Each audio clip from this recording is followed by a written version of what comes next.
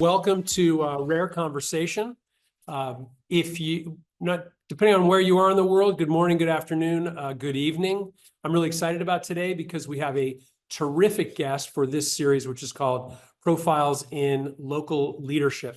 My name is Brett Jenks. I'm the CEO of Rare.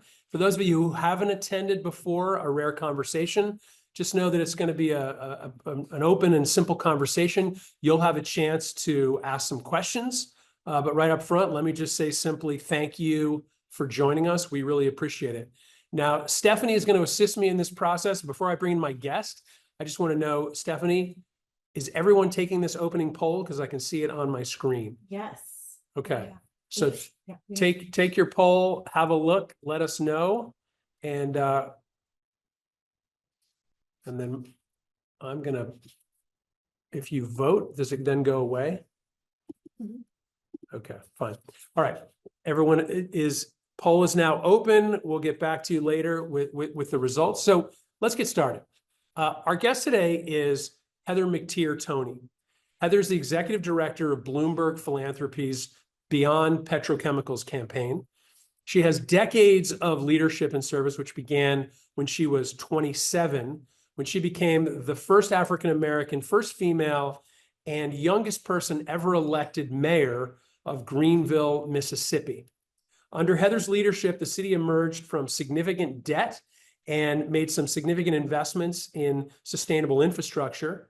By 2014, she was appointed by President Barack Obama to serve as the regional administrator for the Southeast region of the Environmental Protection Agency. And before joining Beyond Petrochemicals, she served at Environmental Defense Fund and in Mom's Clean Air Force. So please welcome to Rare Conversations, my friend, our board member at Rare, Heather McTeer Toney. Hi, Brett. Thanks for having me. How are you doing?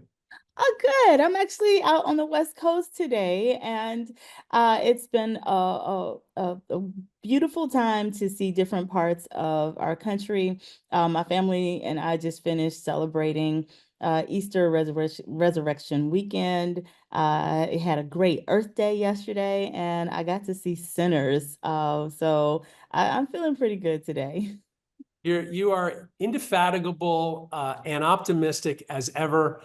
We may come back to talk about this later, but of course, as you know, today, the day after Earth Day, there are lots of rumors swirling around Washington, D.C., where I'm sitting in Arlington, just across the river, about executive orders sitting in the White House that may, for example, and I just got a notification from the New York Post, of all places, that there may come down one from the White House today barring international transfers of philanthropy, similar to the cuts at USAID, essentially to remove the ability of large philanthropists to be able to send money to Mexico or Brazil or the Ukraine for development, for environment, et cetera.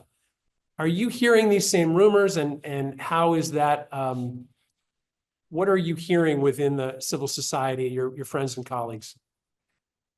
So, Brett, I've been in politics for a while now, and the number one thing I've learned around any cycle is you can't sit in rumors.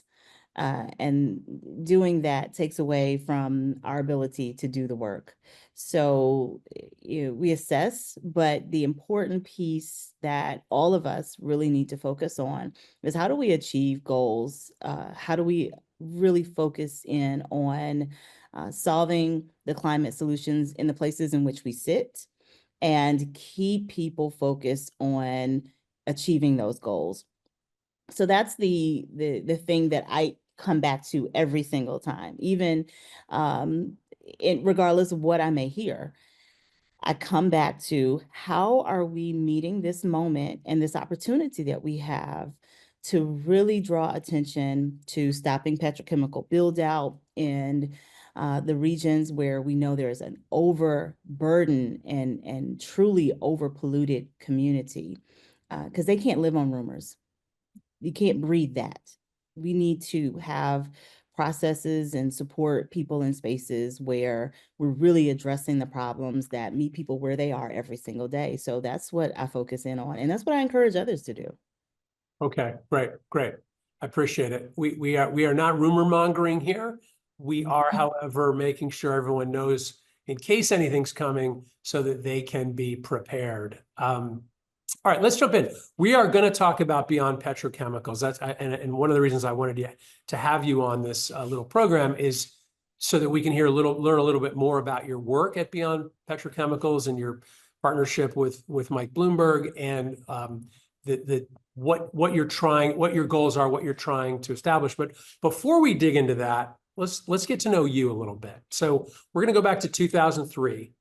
What moved you to want to become the mayor of Greenville, Mississippi, and how did it feel? Did it even matter to you that you were a first in so many categories?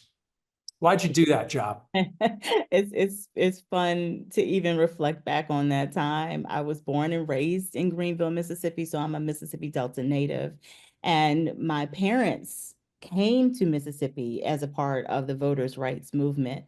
So my parents are not native Mississippians, but I am. And that created a really unique space for me as a kid growing up in the Delta. I had extended family.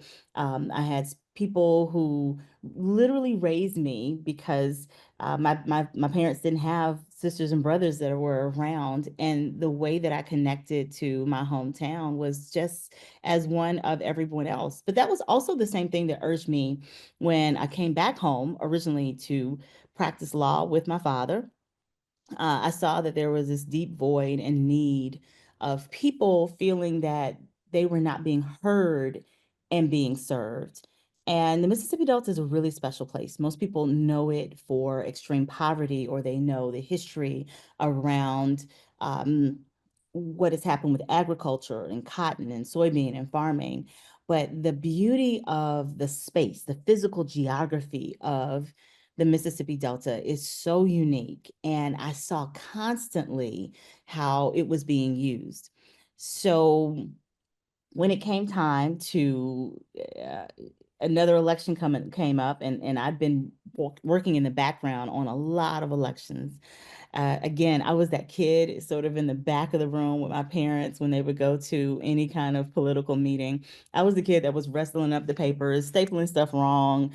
That was childcare.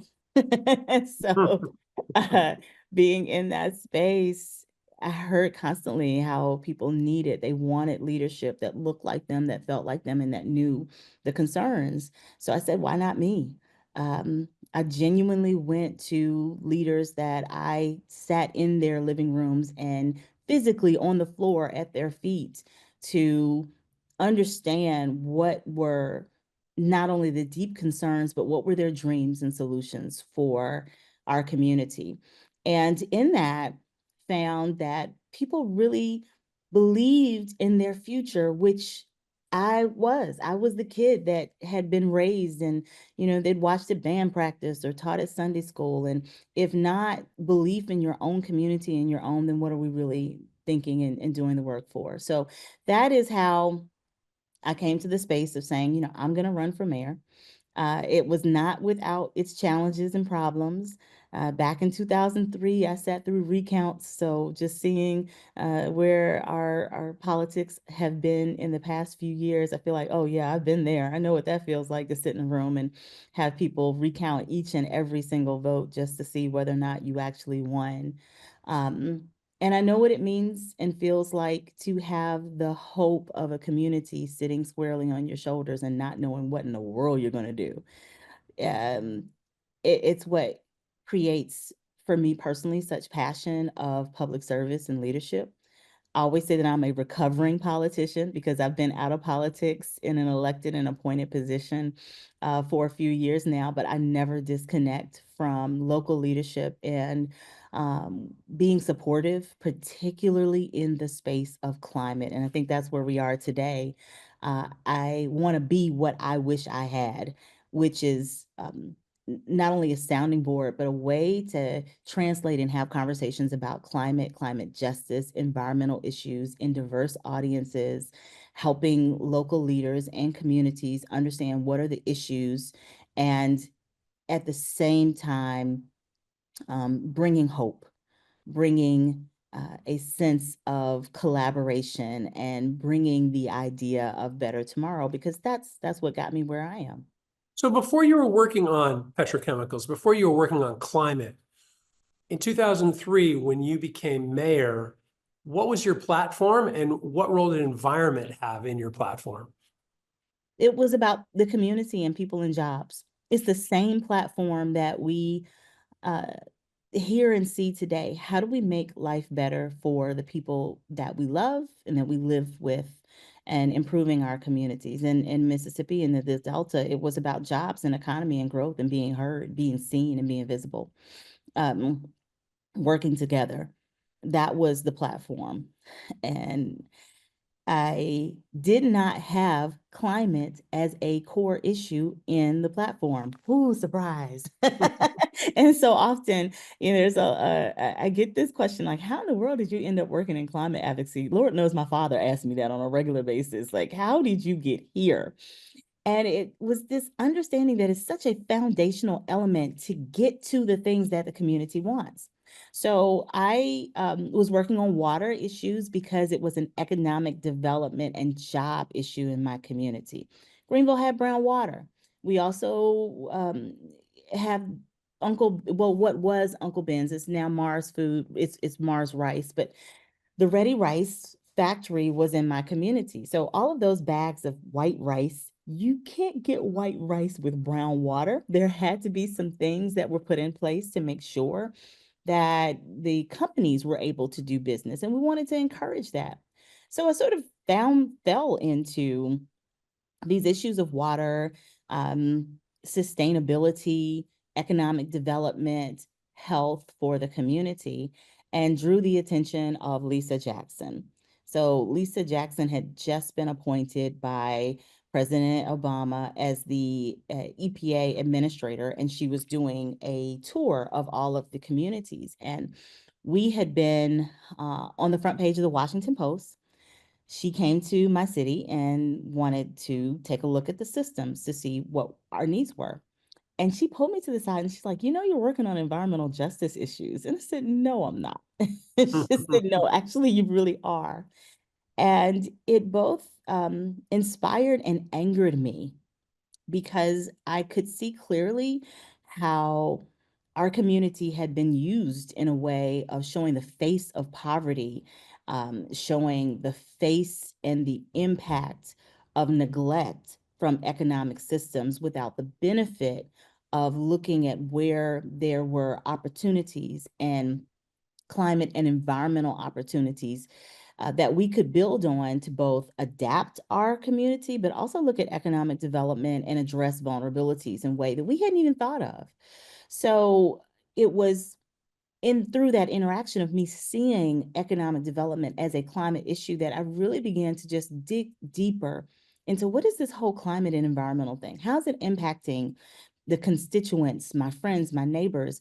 How is it that I have missed the fact that living in the Mississippi Delta, I see things like crop dusters flying over fields and schools and people, pouring petrochemicals, pouring toxic chemicals onto human beings, and didn't realize that that was an environmental injustice. Like, it blew me away that I missed this. And I think at that point, I not only really committed to understanding the connections of local policy and leadership, but also the impacts to people. It was also at that time that I was appointed by Lisa Jackson, Administrator Jackson, to serve as the chair of the local advisory committee. And 2 weeks after that, BP oil spill happened. So I was really thrust into helping the federal agencies understand what local people needed and wanted and how we solve problems. And I have never turned back from there. It's been a love story and journey of helping, but educating, collaborating, and just connecting dots that really need to be connected, and inspiring hope in this. So I love that story, heard through the lens of leadership, in part because there you are, a local leader, a mayor, being becoming aware of environmental injustice. And then a leader comes from a federal authority, like Lisa Jackson, very powerful head of the Environmental Protection Agency, then went on to be head of sustainability for Apple Computers thereafter. And she comes to visit you, brings the federal government to the local level, names a category and inspires you to think about it. And so leadership on both those levels ends up creating some kind of change. But before we move to sort of your work within the EPA, while you're talking about the challenge for people in Greenville, just as using Greenville as a representative of any community USA, what does it mean to be climate vulnerable in Greenville, Mississippi? What does climate vulnerable look like? So let's set a little bit to understand where Greenville sits. It's in the heart of the Mississippi Delta.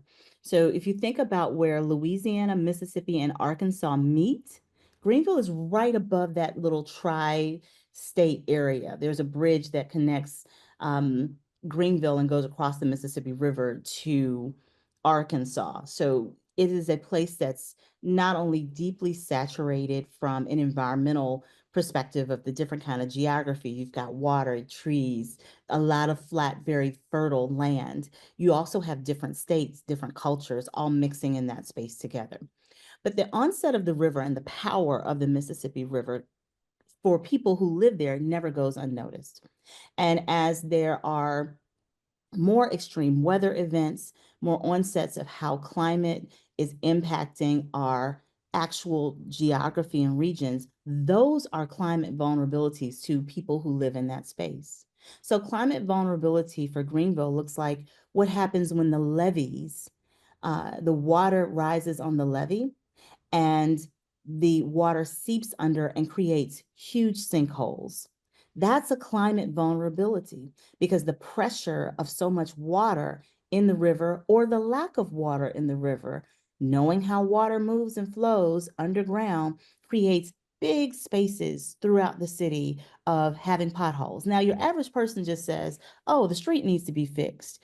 But for leadership, you have to assess not only how often and what is the lifespan and sustainability of something as simple as a street, but also how does this impact the water systems? Where are there breaks? Where do we have places where there are communities right next to the river, right next to these constant infrastructure battles that are now having to succumb to a lack of good infrastructure, water disparities, just because of the onset of climate vulnerabilities and climate issues. Like those are the kinds of vulnerabilities that people face every single day and don't connect that, oh no, this is actually as a result of climate change. That is in addition to things like extreme weather, the storms that we see coming in an increasing fashion, heat that happens more rampantly or stays longer, seasons that shift and change. In a place like Greenville, which again has a population that is for a large part low income and for a very large part African American, these are things that are layered on top of other systemic problems that people have to deal with. And it creates this idea of why are we talking about climate when we need to figure out how healthcare, without embracing that climate is part of the reason why we're dealing with so many healthcare problems. And I think we see that duplicated throughout not only places like the state of Mississippi, where you have a lot of these very similar connections, but also throughout the United States. We see it in every single area that we work on petrochemical issues. So we see this in Cancer Alley, but I also see this in LA. I see this around the oil fields. I see this in Chicago, see it in New Jersey, around ports. So the lessons I think that we need to understand on local leadership in a place like Greenville is that it's not alone. And these climate impacts and vulnerabilities that we experience can be directly connected to the infrastructure stability of communities, how much people are paying in their taxes, and how we need to develop solutions that address the whole person. So to play that back, in many ways, environmental justice is just born of environmental uncertainty on top of what could be called a multifaceted injustice of many kinds. Meaning, if we think about where rare works in the global south, you have drought, flooding, storm surge, you have uncertainty, heat waves, all that's the weather, that's the climate uncertainty, and that's the climate vulnerability. But when you put that on top of a system where there might not be much political representation, they might not have the power of the purse, they might not have bank accounts or be in the formal economy, they therefore might not be eligible for any kind of insurance. If you have no insurance, if you have no cash, if you have no bank account, and if you are subject to the whims of political entities or political parties without any recourse or any power, and then you can no longer count on the river to stay in its bed or the sea not to invade your town, you have vulnerability on steroids. So when you think about climate vulnerability, what you're saying, I think really artfully, is there's vulnerability born of the elements, and then there's vulnerability embedded in the system.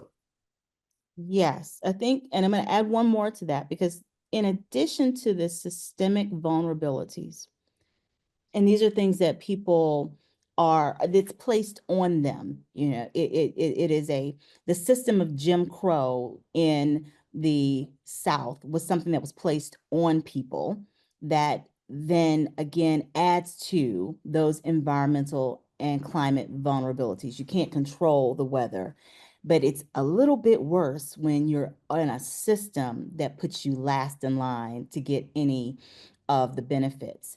We should add to that, though, understanding the cultural impacts, that if we don't take a moment to understand culturally how people move in different parts of the world, we also lose a bit of the solution opportunities, as well as put people in a further disadvantage.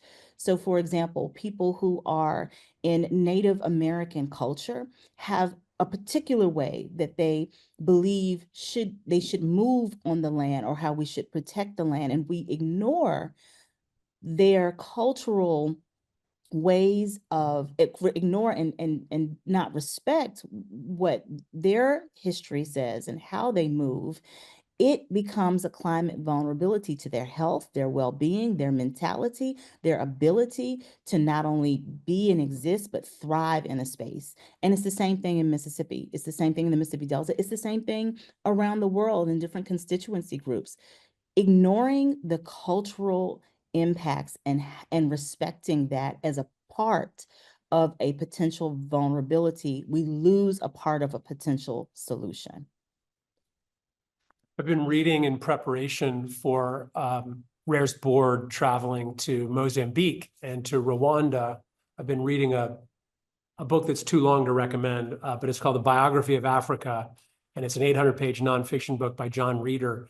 And it's describing, I'm up to about 5,000 years ago, and it's described the archaeological and then the anthropological history of Africa, this mega continent that in the middle of Pangaea, from which all the other continents divided in, millions and millions of years ago. And what it paints a picture of survival of a culture being based on a certain kind of resilience, a certain kind of ecological resilience. If a society could do three things, well, really four things. If a society could fish when the water's appropriate, farm when the soil is appropriate, and raise some kind of livestock as an insurance policy and keep the peace, it could thrive, it could survive. But if you take away one of those elements, it becomes much more vulnerable. And I think at a 50,000 foot level, at a geological or anthropological or archaeological level, that's kind of interesting. But when you bring it back to your leadership, and I think of the mayors in Coastal 500, the hundreds of mayors around the world partnering with RARE, thinking about saving coastlines, restoring fisheries, eventually adopting regenerative agriculture, bringing their communities into the formal economy, helping people get bank accounts, helping people get insurance, weather indexed, parametric insurance. They're working to create resilience. What is whether speaking from the standpoint of your time with EPA or your time with Environmental Defense Fund or your time in Greenville as mayor, what is the job of a local leader to help foster climate resilience, in the next century? I think one of the things that we have to do is understand the constituents and the wants and desires of the people that we serve. You pointed out some very core issues that sit with every community, and it is the desire, the need to feed oneself, sustain life, the desire to be safe. Everybody wants to be and know that they're in a safe environment for both themselves and their families. But then the simple human desire to exist, to thrive. And that becomes part of the local leader's role in understanding, how do I help this community? How do I help us get to that space of not just surviving, but thriving? And I think there are communities that do this really well, because you think in a multi-generational way. I always had I come from a family of faith and from a background of faith. And so I was, a lot of things that I do and may say will reflect on scripture. It's just, that's how I was raised. So, but I would always refer to that there's a saying, there's one that plants, one that waters, and one that harvests. They're not necessarily all the same people. And I think that bodes exactly the way that you just described with respect to local leadership and what's important. I may not be the one that harvests or takes what another local leader has planted, but somebody has to plant that idea, and then we have to foster it. We have to watch it grow, and we have to allow that innovation and the opportunity for innovation in all of these spaces to really flourish, and not to cap it on people. Yes, I think there are amazing opportunities to do like some of the things you just described around fishing and livestock. But at the end of the day, people want to know, okay, how do I get ahead? When we talk about opportunities, even in the working to stop petrochemical build out, often faced with the question of, okay, what goes into place? How do I have, what's the job that we have? I've had so many conversations. I can remember being in one community and going door to door and just talking with people on their porches or in their garages or out front. And I was talking to a man who was working on his RV because he was getting ready to go to a football game, and him and his wife, they had retired from a local plant. This And SEC football, no doubt. SEC football, no Okay. doubt. So Okay. just so we know where we are. Just so How there's, big a no deal. confusions here at all. This is LSU Ole Miss. This is straight HBCU classics. This is a real deal. People go down for the entire weekend, and it's important. Which is another important point to note when you're working in some parts of the country, what moves folks. But we're just sitting out talking. I'm trying to convince him to come to a permit hearing, and he said, I've lost a lot of folks, but where is my grandson going to work? If the plant goes into the county, did we lose another one? Because where is he going to be? That's important. I want to have my grandson close to me so that we can go on these football trips. I want to know that he has a job, and not just any job, not the job that he had, not a space where one is just restricted to being the janitor or the cook. And so often there is this idea that just a job people are satisfied with. That is the furthest thing from the truth. People want to thrive and they want to be a part of the innovation. So this conversation around climate and environment provides so many opportunities for people to be engaged, not just from the perspective of we want to save our planet, and we do, but also think in terms of person, place, and planet. How am I as a person and an individual benefited? How is my place in my community benefited next? And then how is the planet benefited? Because that's how oil and gas talks about this. They talk about the individual that's making money from a job. And then they talk about that individual who is now communing with the rest of the folks that are in their space, whether it's their church or a local basketball game, football game. And then they're talking about, okay, well, does a windmill hit a bird, and how does that impact the planet, right? We have to figure out how to have that same kind of conversation where we're not afraid to talk about how climate solutions and improving our environment improves you and I as an individual. It improves your health. It improves my pocketbook. It improves my child's ability to go to school and have a job and get a retirement, and it improves our whole local space, and it improves the planet. So I think local leaders, because they're so close to the issue and they're so close to the people, are first in line to keep that inspiration and to keep that main idea centered when we talk about what climate solutions are and should be.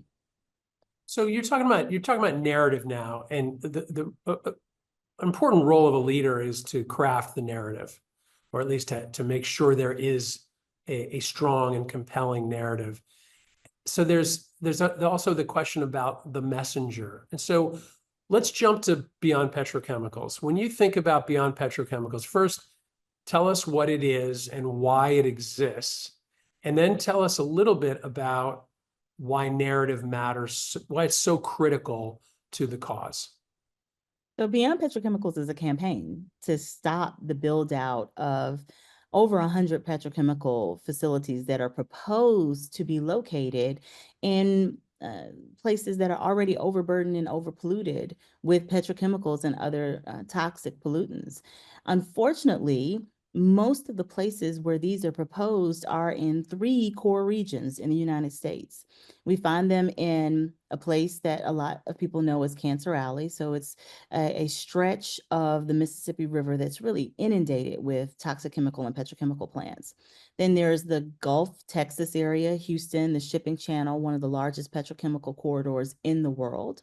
And then there's the Ohio River Valley region. So a place that a lot of people know for fracking, but is one of those spots that the oil and gas industry has highlighted as their next place for a Cancer Alley.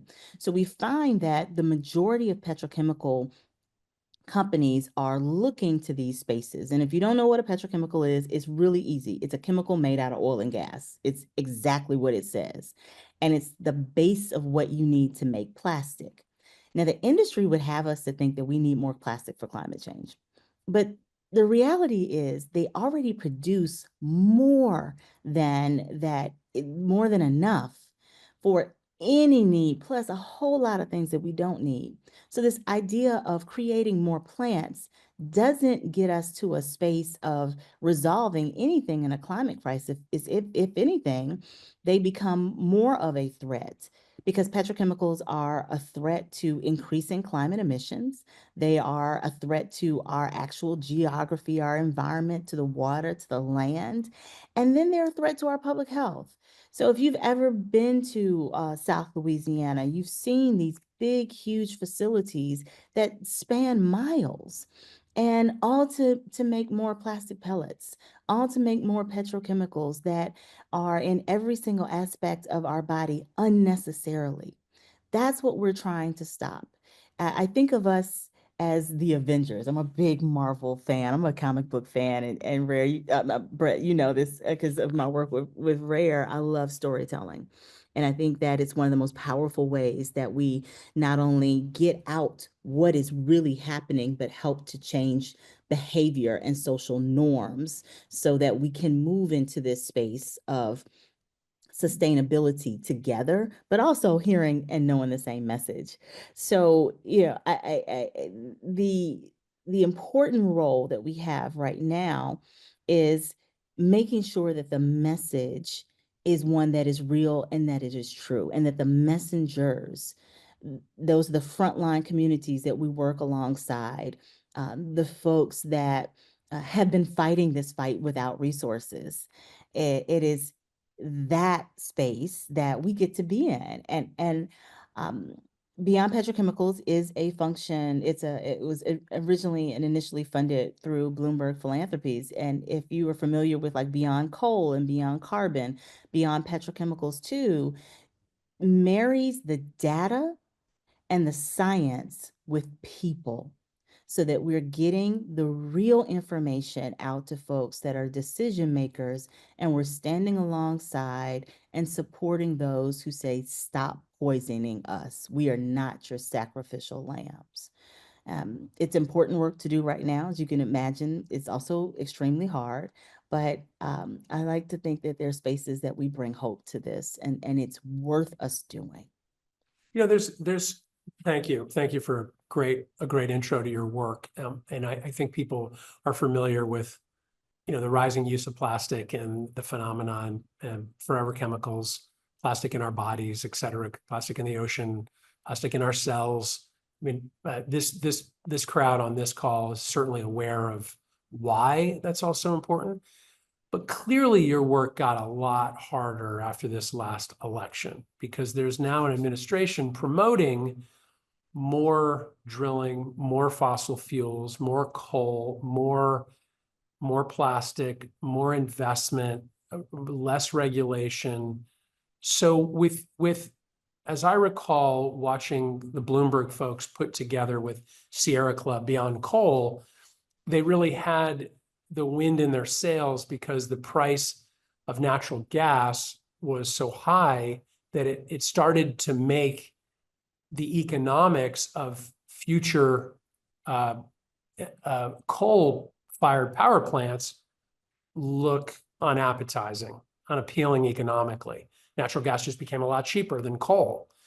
What's the current status of the system that produces plastic in America? And with this administration, what are the levers for change that you're trying to pull right now? I think you pointed to financial viability as one that's critically, it's important, but it's also one that we watch. The financial and fiscal viability of a petrochemical plant and plastics, like so many other things in our country right now, are on just a seesaw. But what we're seeing in terms of market trends and demands is that the market itself is overrun with virgin plastic. It's overrun with new plastics. It's overrun with any kind of plastics. And we're facing this issue of how do we address plastic pollution. There are those who are focused on that. And certainly, we see it when we have the conversations with our ocean partners and friends. How do we get and stop so much plastic from being from inundating our oceans and our fisheries? And part of that is you just got to stop making it. But also, is it even something that is a sound investment? And I think there's strong argument that it is not.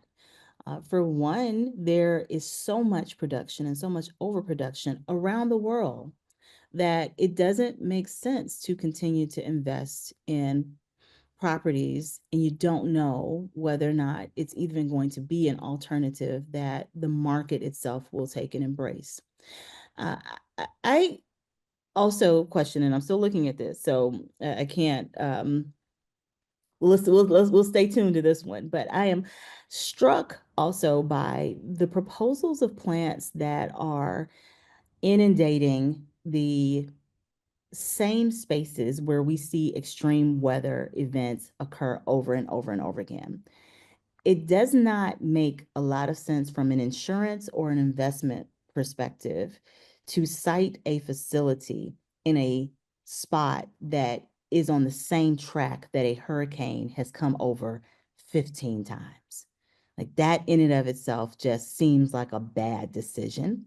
And I think investors are beginning to take a look at, like you said, climate vulnerability, even with respect to where they put facilities, has to be a part of the equation because that's a cost factor.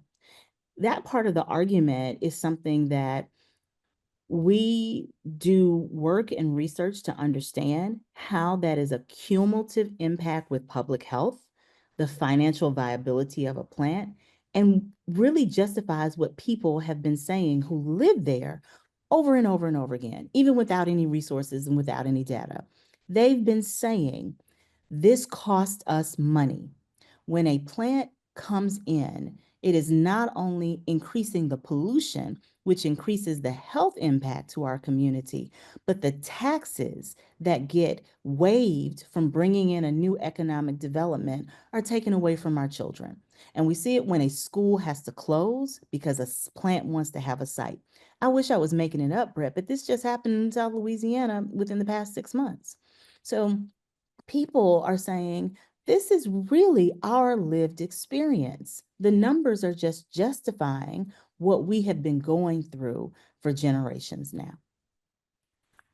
You know, one of our fellow board members, John Marshall, from Potential Energy, likes to say that when you're explaining, you're losing, and that so many of these issues require a relatively sophisticated understanding of, we're talking about economics, we're talking about policy, we're talking about weather patterns, we're talking about climate vulnerability. These are not daily topics, at the dinner table. So within the realm of narrative and messenger, how do you think about, you're in LA right now, you were with producers and writers and showrunners in Hollywood last night, I know, talking about how we should be communicating about these kinds of issues. So where are you finding traction with narratives around either climate or petrochemicals?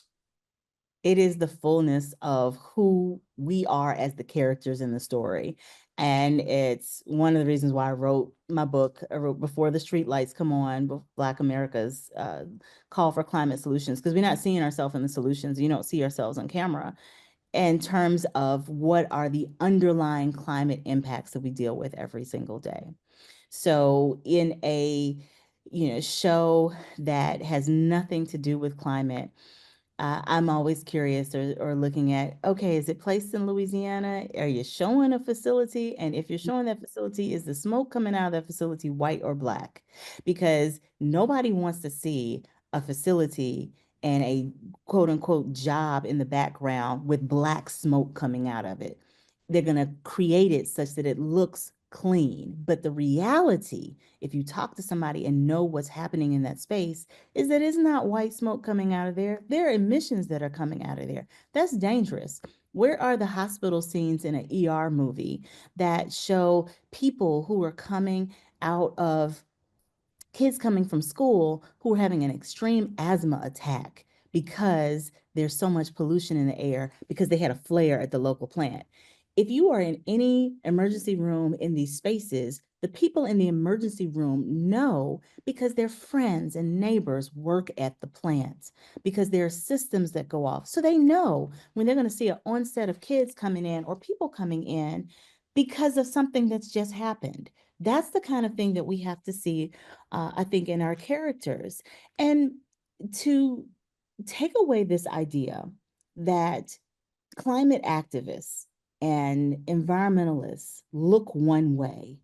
No, they're not all just people who are white people who live in California and who are vegan and wear sandals. No offense to my brothers and sisters in California who are vegan and wear sandals. Good. But there's so much beauty in who is talking about these issues and how we're talking about these issues in some spaces of joy and in some spaces of economy and making money and doing the things that people do every single day. Um, I was talking about some really funny stories that just sort of come and occur in our life and our work, not because we are only climate activists, but because as a Black woman in America today, I can't ignore a climate crisis because that impacts my mental health. It impacts my children's health. It impacts how hot it is, determines of whether or not there's going to be extreme police brutality because science tells us that when people get hot, they get angry. These are things that overlay every single aspect of social justice. And the more we're able to lean into that, the more we become trusted in what we're saying about climate as a reality. So it's all about how do we get our audiences to know us and trust us. I have um, I have a lot of so in what little free time I have. I don't want to what little bitty free time I have. And it's one of the things I love about Rare because I get to do this with the storytelling and thinking about different aspects. The shows that I are my mindless, just I need to get my head out of the clouds and onto something else. I love a good daytime soap opera, so I'm definitely watching Beyond the Gates right now. And then I love comedy, I love dramas, um, and diehard science fiction. And I mentioned a little bit earlier that I describe sort of our work as the Avengers, um, and that the last Avengers movie when everybody was like trying to come in and stop Thanos. You had all of these people coming together just to stop his action from moving forward. So I described to our team, that's our job. We need to be the ones that are just holding the line, or for my Game of Thrones fans, the Hodor holding the door. So everything else, the innovation has room to move. It has room to create. If we're not holding the line and holding the door, then it allows the industry to run roughshod over communities. So we have to do our job in order for others to be able to do their job. And I think that's the way that we can come out of an idea that climate is so big that we can't do it all. No, we all can do our little part. And if we each do our part, it makes the collective whole a huge space of collaboration, but also solution that we see ourselves in. I love that. You are my favorite Avenger. You are so inspiring every time you talk. And this week, this week could turn out to be a very tough week for civil society.